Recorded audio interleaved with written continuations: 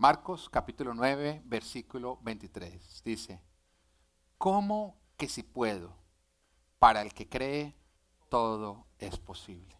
Vuelvo a repetir, ¿cómo que si puedo? Para el que cree, ¿qué es posible? Todo es posible. Levanta tu mano derecha y después de mí. Señor Jesús, yo sé que tú estás en este lugar. Yo sé que tú vas a hablar. Ayúdame a escuchar, a entender y a practicar. En el día de hoy estamos estrenando nueva serie. La nueva serie justamente se llama Yo Creo, si lo ponemos en pantalla, quedó bonita la imagen, ¿no? Felicitaciones a Andrés, que es nuestro diseñador de casa. Pero ¿por qué estamos viendo esta serie? Yo creo. Porque lo cierto es que todos los seres humanos creemos en algo. Ya sea porque alguien lo dijo o porque tú lo pensaste. Y el mundo está lleno de personas que tienen diferentes versiones.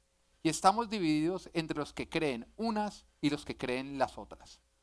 Hace un tiempo atrás estaban dando uno de los principales canales un documental acerca del evolucionismo, una teoría que dice que todo lo que existe proviene de los cambios evolutivos que han ocurrido a lo largo de los millones y los millones de los años.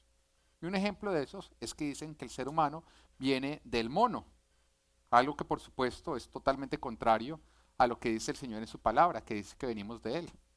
Así que si tú crees que realmente el ser humano viene del mono, que no te pase como el niño que un día buscó a su mamá y le dice, mamá, ¿de dónde viene el ser humano? Entonces la mamá le empieza a contar desde Adán y Eva cómo el Señor los creó, cómo vino la multiplicación. Y después de que el niño termina de escuchar, le dice, mamá, estoy confundido porque le acabo de preguntar a mi papá dice que venimos del mico. Así que la mamá lo mira y le dice, no, es que él te está contando la historia de su familia, yo te estoy contando la de la mía.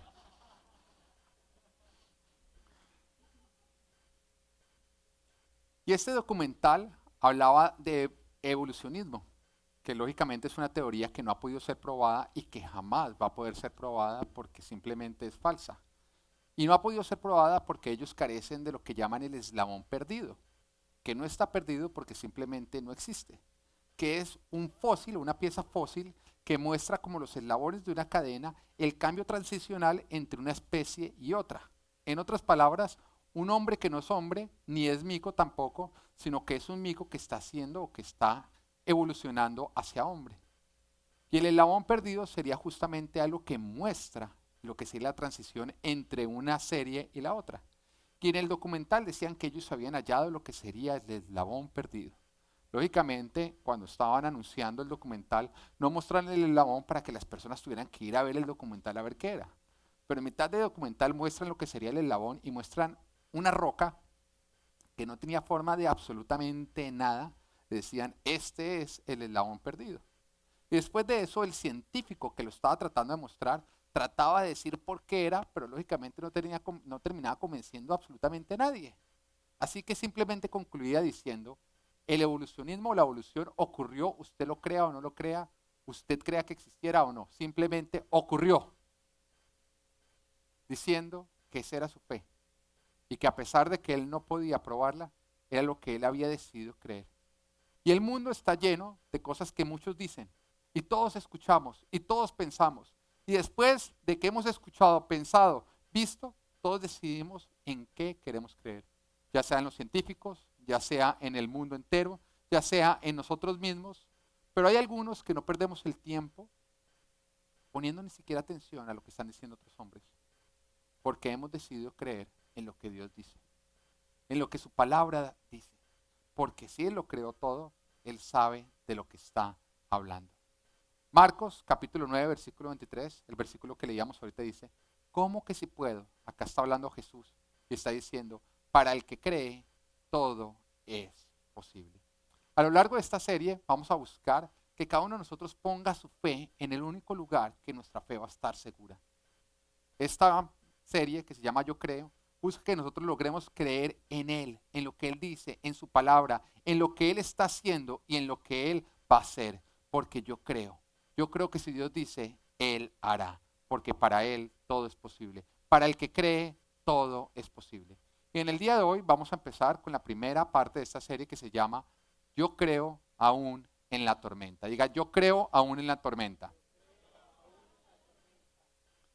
todos estamos familiarizados con el término tormenta, ¿o no es así?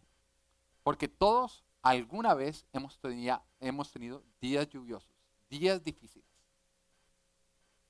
días en los que le decimos a Dios con clamor, Señor, por favor, sácame de esto, porque siento que es el fin. Algunas de esas tormentas han sido hasta chistosas. Y de hecho, ya que una vez que salimos de ellas, las podemos contar en diferentes reuniones como para entretener a las personas. Como aquella oportunidad de que fuiste a ese restaurante mexicano y abusaste un poquito de los frijoles refritos y terminaste en el baño clamando y suplicándole a Dios, diciéndole, Señor, sácame de esta, y si me sacas de esta, yo te voy a servir por el resto de la eternidad, porque estabas poseído por los frijoles refritos.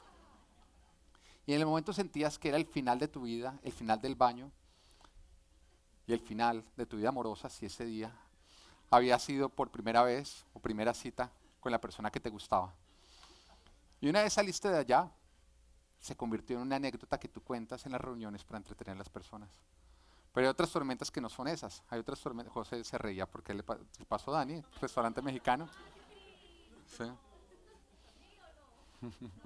Pero hay otras anécdotas que no son tan chistosas. Y que de hecho, que nadie se atreva a hacer chistes al respecto.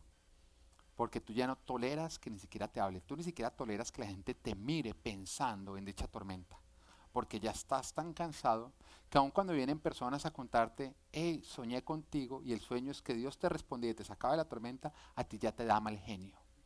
Tú no quieres saber nada de la tormenta, no quieres que nadie ni siquiera piense en la tormenta. Pero hoy el Señor te quiere recordar que mayor es el que está en ti que la tormenta que tú estás atravesando. Y que al final siempre, siempre el Señor se glorifica.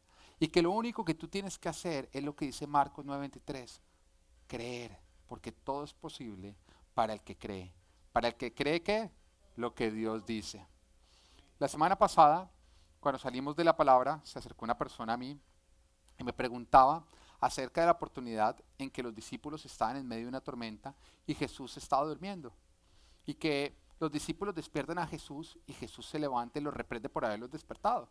Esa persona me decía, pastor, ¿qué estaban supuestos a hacer los discípulos? Cuando estaban en medio de una tormenta, temían que se iban a ahogar y pues Jesús estaba dormido. Claramente a Jesús no le gustó que lo hubieran despertado. Y yo le decía a esta persona, no, el problema no es que lo hubieran despertado. Ellos tenían que haberlo despertado. De hecho, debieron haberlo despertado antes de lo que lo despertaron. El problema es cómo lo estaban despertando en ese instante. Y cuando vamos nosotros a Marcos capítulo 4, versículo 38b dice, maestro, gritaron ellos. Primero que todo lo levantaron de un grito. A cualquiera eso le saca la piedra o no. Maestro, ¿no te importa que nos ahoguemos? Esa fue la manera en que lo estaban despertando a él.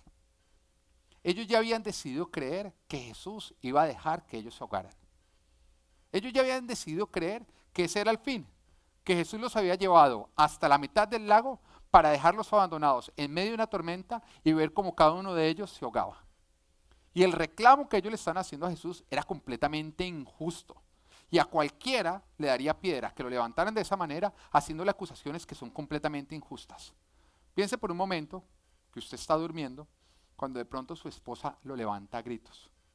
Y dice, oiga, mire, usted está durmiendo, no le importa que es que nos van a quitar la casa, usted no va a pagar el mortgage, vamos a dormir debajo de un puente, piense en sus hijos, pobrecitos, no debajo del puente.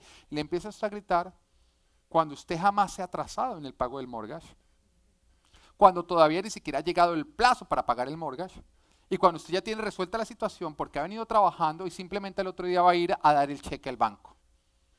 ¿A usted no le daría piedra? Y cuando entendemos esto, nos damos cuenta que antes Jesús se contuvo.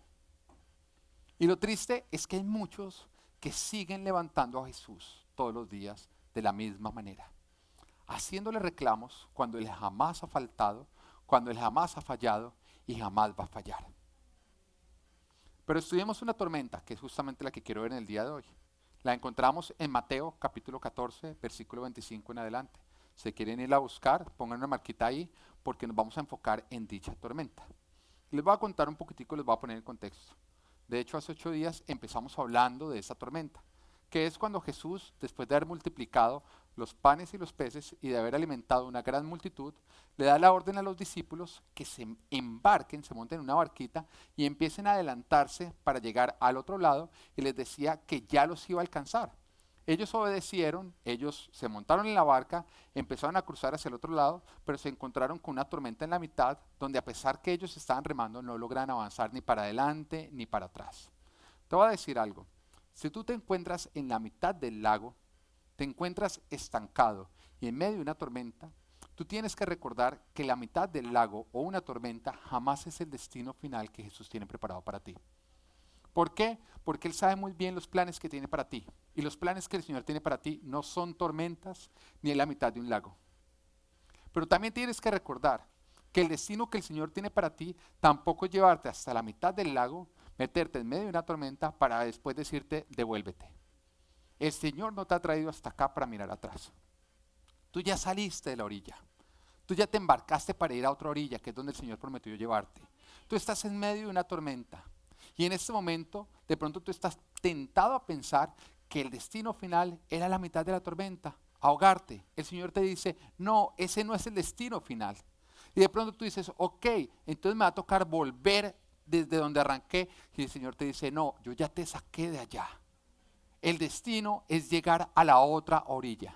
Así que si en este momento te encuentras en la mitad del lago estancado, recuerda, ese no es el destino final.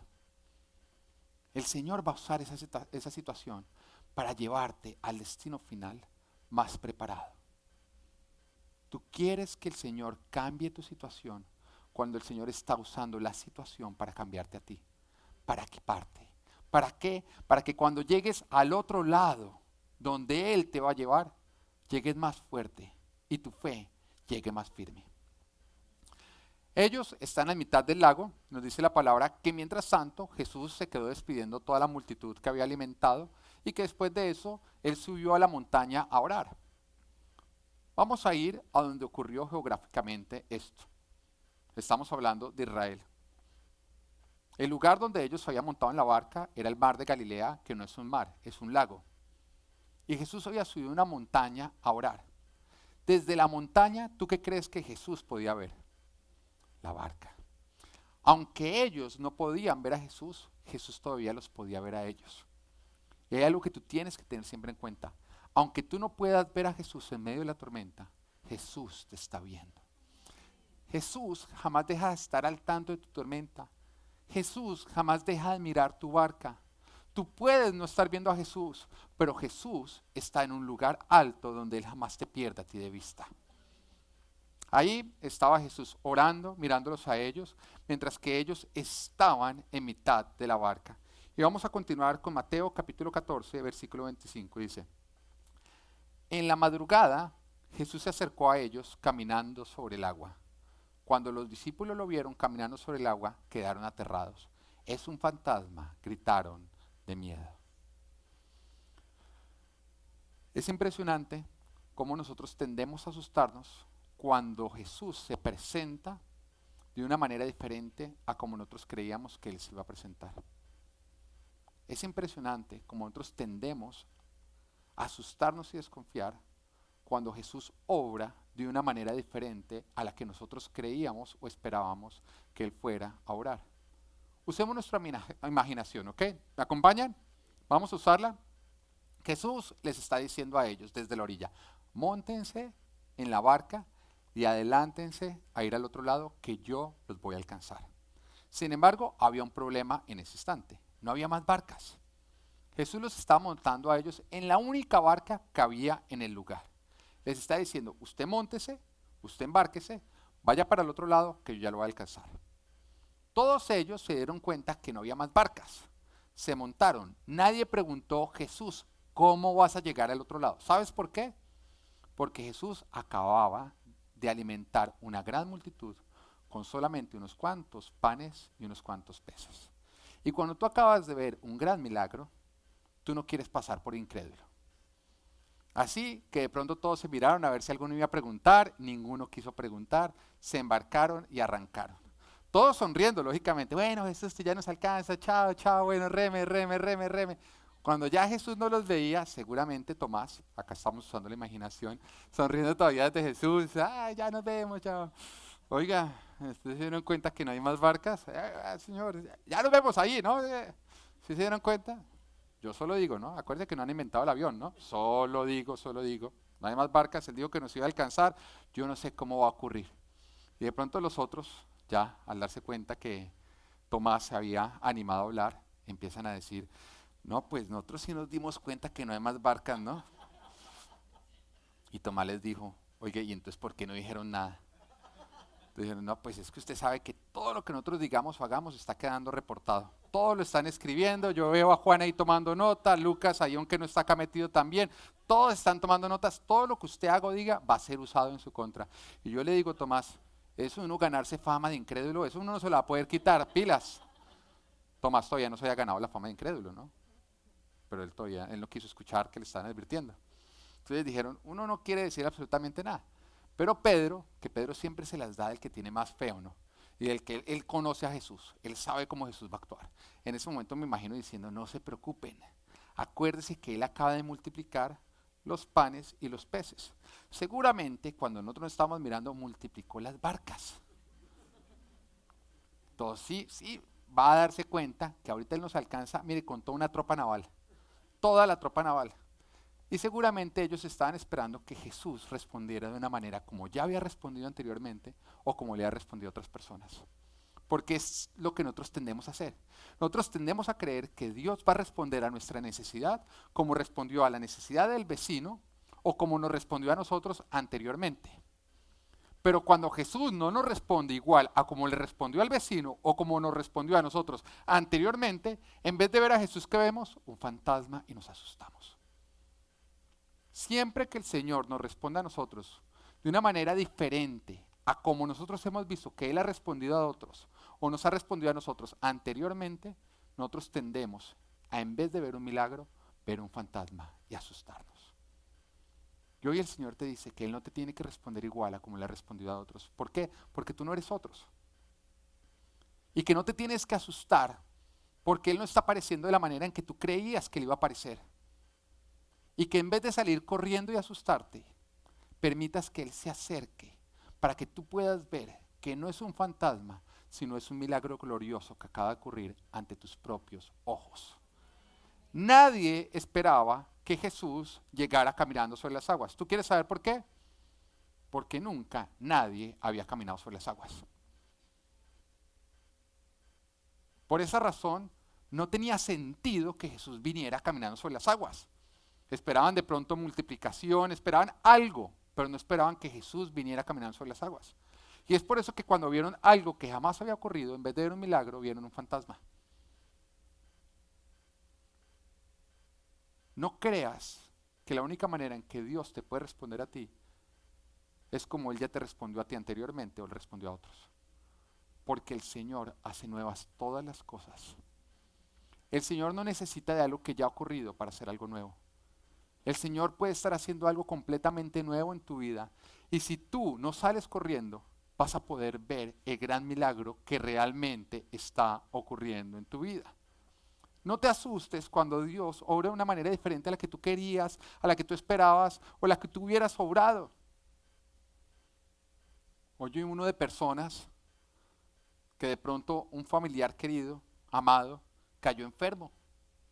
Y ellos oraron, porque sí, ellos vieron que al vecino el Señor lo sanó. Pero resulta que en la familia de ellos ocurrió un milagro diferente.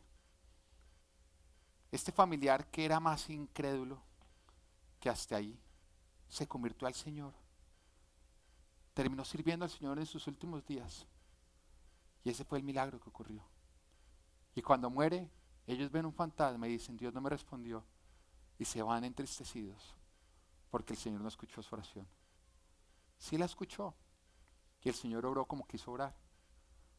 Es triste como algunas personas cuando oran porque no quieren que termine una relación y se la han venido a poner al Señor delante de Él y rendirla.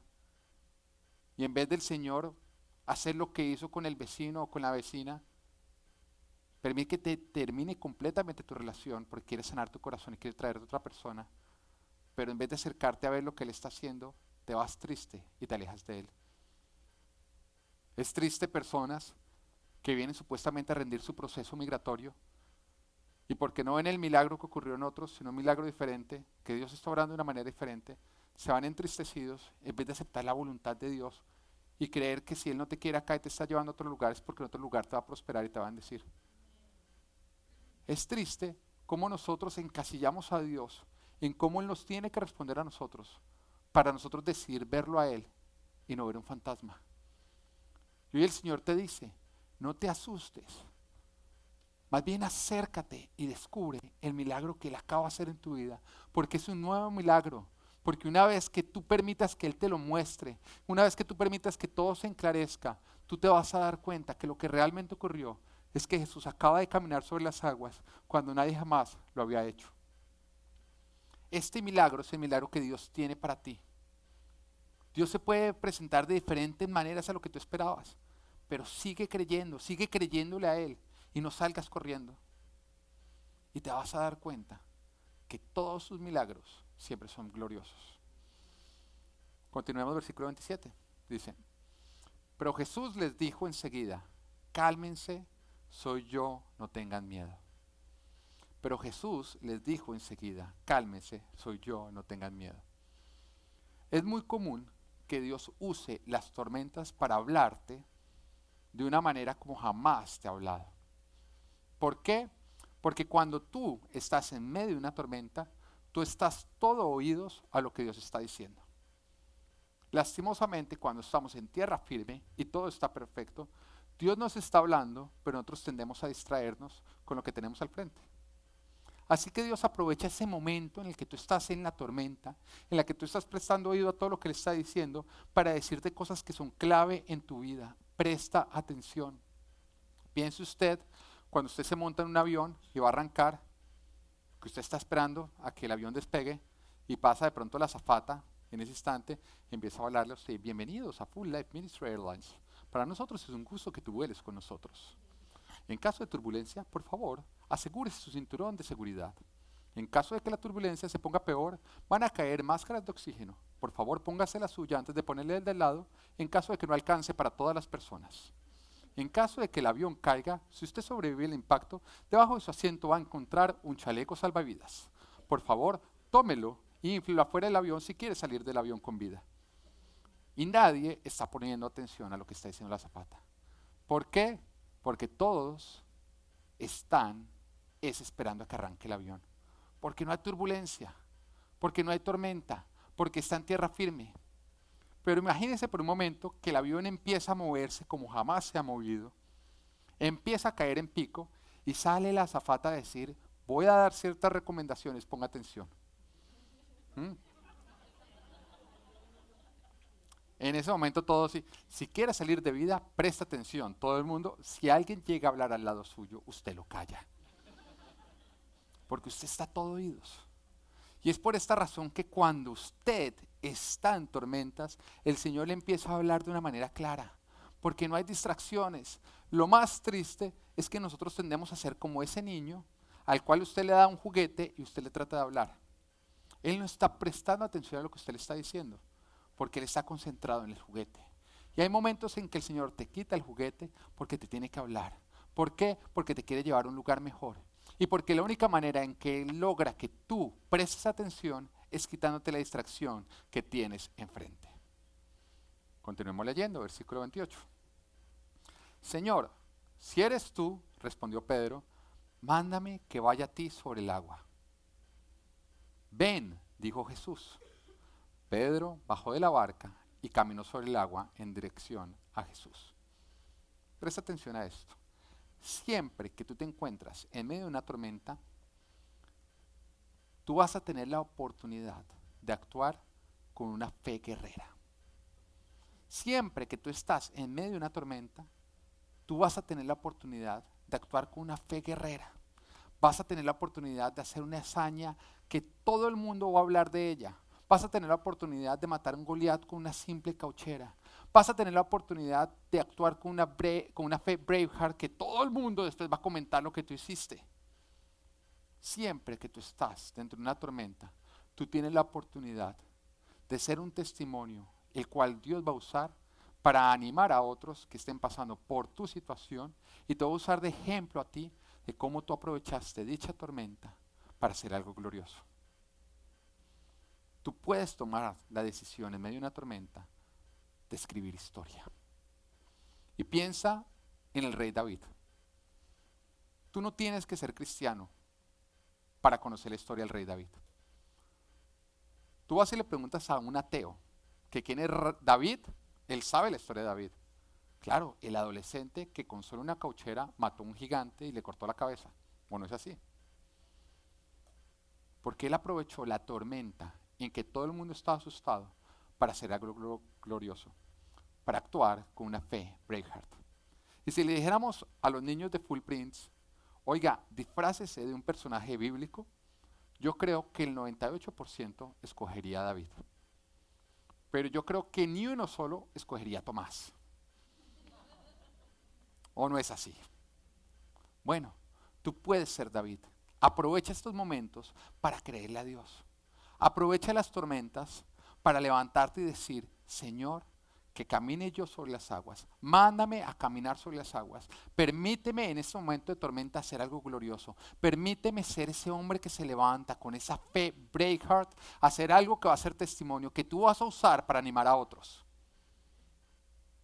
Tu tormenta es tu oportunidad, si la sabes aprovechar. Y vemos como el Señor, o como Pedro le dice al Señor, mándame que vaya a ti sobre el agua. Y viene la respuesta de Jesús que le dice, ven. En otras palabras, Jesús está aplaudiendo su fe, Jesús está animando su fe y Jesús está apoyando su fe. Porque el Señor siempre va a apoyar una fe guerrera. Al Señor le encanta ver cuando sus hijos deciden creerle y actúan de una manera guerrera, se aferran a la fe. Y todas las tormentas se pueden vivir desde 3 diferentes lugares. La primera, desde la orilla, desde donde no ocurre nada. Porque desde la orilla tú no estás yendo hacia ningún lugar. Cuando tú decides vivir las tormentas desde la orilla, no vas a vivir nada.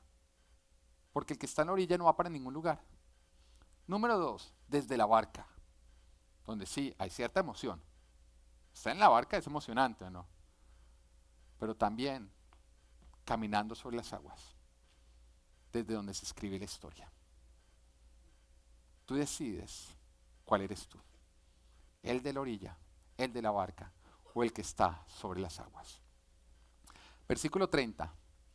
Pero al sentir el viento fuerte, tuvo miedo. ¿De quién está hablando? De Pedro, ¿no? Y comenzó a hundirse. Hay muchos que recuerdan esta historia, es justamente por este hecho. Porque Pedro tuvo miedo y empezó a hundirse. ¿Por qué? Porque nunca van a faltar los envidiosos. Personas que les gusta desacreditar tu fe por lo que salió mal en vez del mérito que merecen tus acciones. Pero a la larga solamente han existido 2 personas sobre la faz de la tierra, sobre la historia de la humanidad, que han caminado sobre las aguas. Y ninguno de ellos es el que criticó dicho hecho. El resto de las personas les tocó conformarse con verlo, escucharlo o leerlo. Y aplaudan o critican, aplaudir o criticar es lo más cerca que ellos van a llegar a estar de caminar sobre las aguas. Recuérdalo, todas las tormentas se pueden vivir desde 3 lugares. Desde la orilla, donde no ocurre nada porque no vas para ningún lugar. Desde la barca, donde sí hay emoción. O desde las aguas, desde donde se escribe la historia.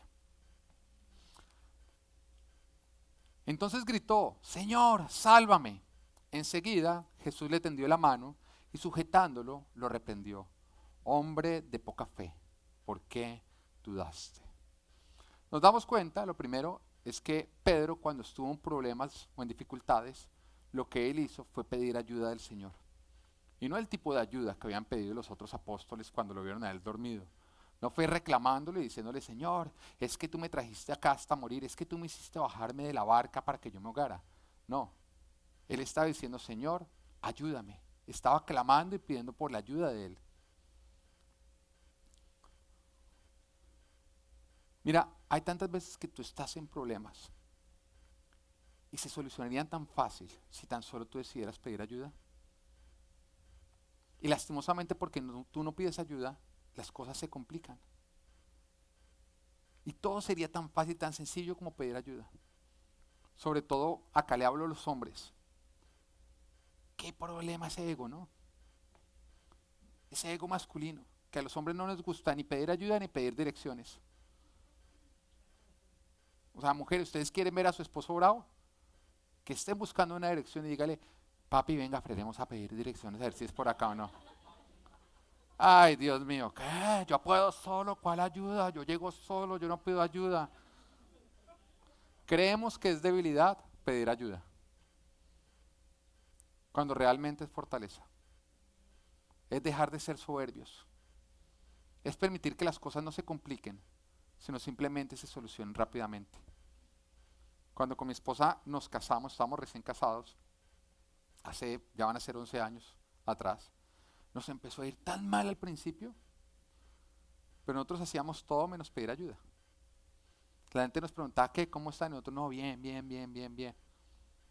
Y no pedíamos ayuda. Y lastimosamente las cosas se continuaron complicando, complicando, complicando, hasta que ya llegamos a código rojo. Ya no podíamos estar peor. Y en ese momento pedimos ayuda. Y todo se solucionó tan fácil que yo aprendí algo. Yo dije, es mejor pedir ayuda a tiempo que cuando ya no hay tiempo. Y es algo que yo espero poder conservar en mi vida. Que si yo necesito ayuda, debo pedir ayuda. Y que es de hombres pedir ayuda. Y que es de bestias creer que podemos hacerlo todo sin pedir ayuda. Ser sabio es entender que tú no puedes solo. Y que el Señor ha hablado que nosotros somos un cuerpo. Y si nosotros arrancamos cualquier miembro de este cuerpo y lo ponemos solo a funcionar solo, ¿qué va a pasar? Que va a morir. Así que cuando tú estás dentro del cuerpo pidiendo ayuda y dependiendo de otros, es cuando tú vas a estar más vivo y más fuerte. Pedro le pide ayuda. Cheo no pide mucha ayuda. No era ese Cheo. Pedro pide ayuda. ¿Qué recibe? Ayuda. En ese momento el Señor estira su mano, lo sujeta y lo pone a salvo. También hay algunos que dicen, sí, pero es que el Señor Jesucristo lo regañó, lo reprendió por haber sido incrédulo. El Señor lo estaba discipulando. ¿Qué es discipulando? Le estaba enseñando a hacer lo que él podría hacer, pero todavía no estaba llegando a hacer. Además, lo primero que Pedro le había preguntado a Jesús, después de que lo hubiera sacado del agua, ¿qué fue? ¿Por qué me hundí si tú me dijiste que caminara sobre las aguas? Así que el Señor se estaba anticipando y le estaba dando la respuesta. Le estaba diciendo la razón por la cual tú te hundiste es porque tú quitaste la mirada de mí, porque no te aferraste a la instrucción que era ven y porque te concentraste en el problema y no en la solución que soy yo. El Señor lo estaba discipulando, lo estaba enseñando a lidiar con las adversidades de caminar sobre las aguas. Algo que los demás que estaban en la barca o los muchos que estaban en la orilla no podían entender. ¿Por qué? Porque a los que estaban en las barcas, el Señor les estaba enseñando a confiar desde la barca. A los que estaban en la orilla, el Señor les estaba enseñando a mascar pan desde la orilla. Pero a Pedro le estaba enseñando a caminar sobre las aguas. Y te voy a decir algo, el que está sobre la barca no tiene que lidiar con el temor de caminar sobre las aguas. Así que no haya nada de que avergonzarse. El Señor a cada uno le va a enseñar según el nivel de fe que tú decidas vivir. Si tú decides ser el que está en la orilla, el Señor te va a enseñar a lidiar con ese tipo de fe. Pero tú dices, no, yo no quiero ser fe nivel 1, yo quiero ser fe nivel 2, yo quiero ser de los que están en la barca. Ok, el Señor te va a enseñar a lidiar con las adversidades y con el tipo de fe de caminar sobre la barca. Pero si tú decides ser fe nivel 10 y caminar sobre las aguas, el Señor te va a enseñar a caminar sobre las aguas. Y tú vas a decir algo, aquel que decide tener nivel fe, estar en la barca, no entiende nada de lo que requiere tener nivel fe, caminar sobre las aguas. Eso es como cuando uno estaba en la universidad. Usted estaba en primer semestre y usted entendía lo que, de pronto, lo que era primer semestre y las materias. Pero usted cuando veía a alguien de 10º semestre, le estaba diciendo, para usted era japonés, algo que usted no hablaba, algo que no era su alfabeto y algo que usted no entendía.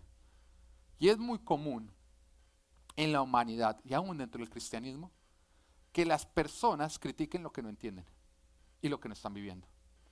Hay algunos que llaman como satánico algo simplemente porque no lo entienden. Hay tantas cosas que el ser humano, el cristiano, llama como satánico, que no es satánico, simplemente no lo logran entender porque no lo están viviendo. Y es común que si tú decides ser un cristiano que camina sobre las aguas, aquellos que deciden quedarse sobre la barca critiquen lo que tú estás haciendo sobre las aguas.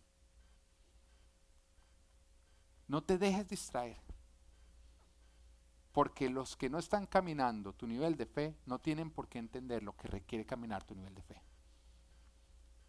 Pero solamente los que decidan vivir nivel de fe, caminar sobre las aguas, podrán llegar a experimentar lo que es caminar sobre las aguas. Versículo 32. Cuando subieron a la barca, se calmó el viento.